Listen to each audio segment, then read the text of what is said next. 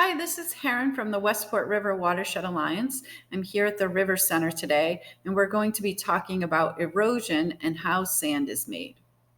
So, erosion is a process of wearing things down and breaking them into smaller pieces. This could happen through natural elements like wind and frost, water, tree roots that break things up as they grow, or even abrasion, which is things rubbing together and breaking apart. The kind of erosion that happens to make sand are a bunch of rocks that are moving around in the water at the ocean, and they hit each other, breaking smaller pieces off, causing different size pieces to wash up on the beach. So it's kind of like this little model here of water moving around. And when the waves move, it causes rocks and shells and all the things that are in the water to hit each other, and they break into smaller and smaller pieces. A cool activity to do is to get some sand from the beach or head to the beach with some sifters to see if you can find different size pieces of sand. So over here I have some sifters that each have a different sized hole in them, and you can take a scoop of sand and sift it through the little openings and see what size pieces are left inside. The ones with the biggest openings are going to have the largest pieces left over. So this first one, I have put some of the things that I found in this little dish so you can see some shells, rocks that are still pretty big. The next size has smaller holes, so when you sift through it, you get the big pieces, but a lot of the smaller stuff is still falling out. So here's another dish with some of the things that we found in this one. So there's still some shells, some rocks, different size things. The next one has pretty small holes, so the things that get through are really small pieces of sand. And the things that I found in this one are right here. So it's another size.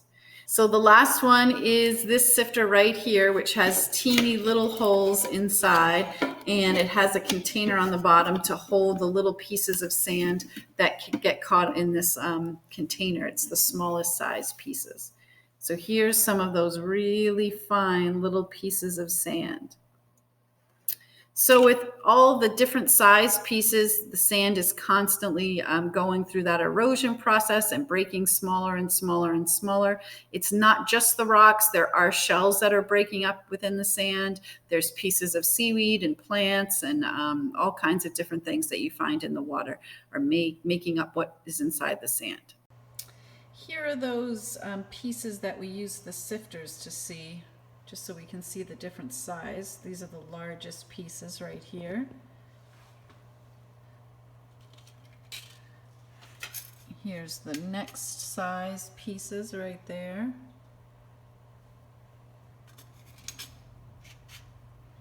Getting a little bit smaller.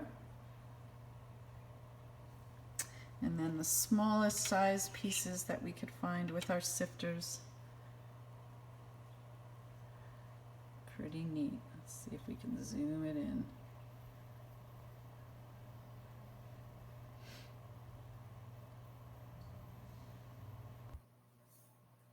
Another fun thing you can do at the beach is you can bring a magnet with you, so you can find magnetite, which is a part of the sand that when you bring a magnet over it, it actually sticks to it. So you can run the magnet through the sand, and you didn't even see the magnetite, but then you can look at your magnet and see that it's stuck on there. You can move it around the magnet, make it stick up a little bit. So you can find this anywhere around our beaches because we have lots of magnetite that washes up and breaks apart and is part of the sand. The next thing we're going to do is take a look at our sand under a microscope using our projection microscope that we have here in the River Center. We'll take a look at the different things that make up our sand. We'll look at sand from different places in the world and see how it compares and how it's different than the things that we can find in our own backyard. So here's our projection microscope that we're going to use to look at our different sand samples, and we can see them up here on the screen. So this first sample is from our beach over here, Horseneck Beach. And the thing that you can notice about the sand that we have around here is all the little clear pieces. And those little clear pieces are pieces of broken quartz. So most of the sand that we have is made up of quartz. There are little other rocks in there, like the black rocks. There's a couple of white pieces that are shells. There's a little orangey red piece up at the top there. So we do have different things, but the majority of our sand is made up of that white quartz crystal.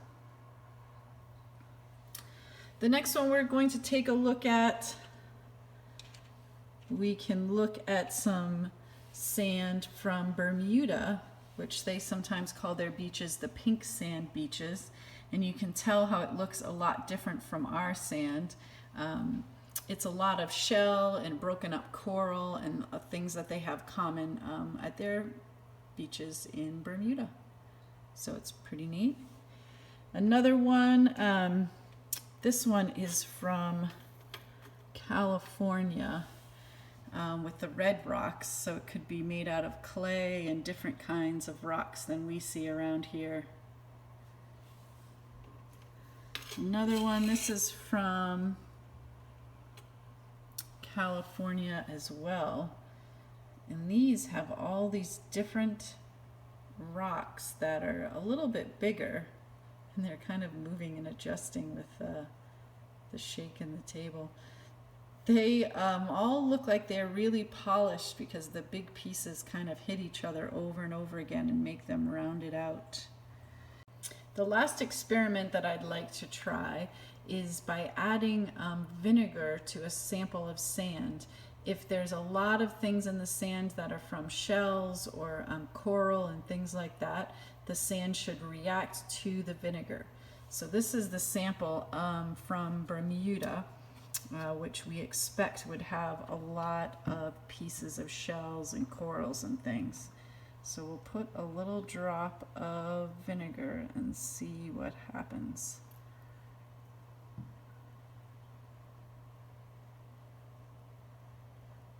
Can you see how it's bubbling up?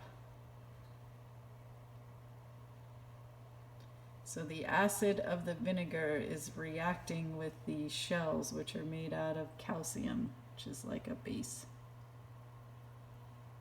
So that's one way to tell if you have a lot of shells and corals and things in the sand. It causes a reaction with the vinegar.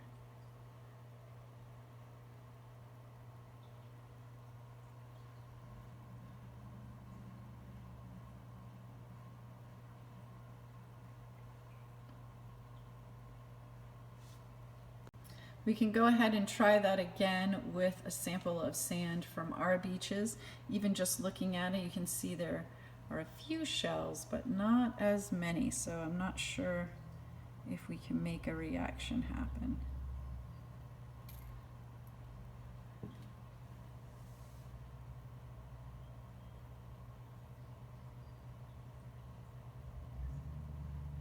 So it's causing some bubbling from those shells that are there, but not as much as the sand that we had from Bermuda. That one really has a good reaction with all the shells and coral that are in there.